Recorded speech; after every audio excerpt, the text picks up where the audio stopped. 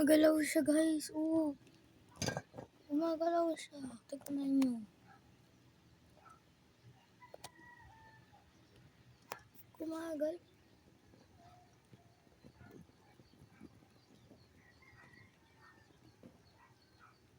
Nakita nyo yun, gumagalaw. Nagluto ako ng kanin para kumain. Oo, para bakit siya gumagalaw? Ayun. Comment nyo nga ulit. Mag-comment nga kayo.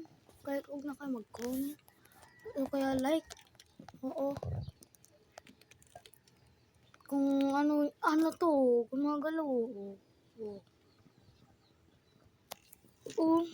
Ano yun ko na yan. Oo.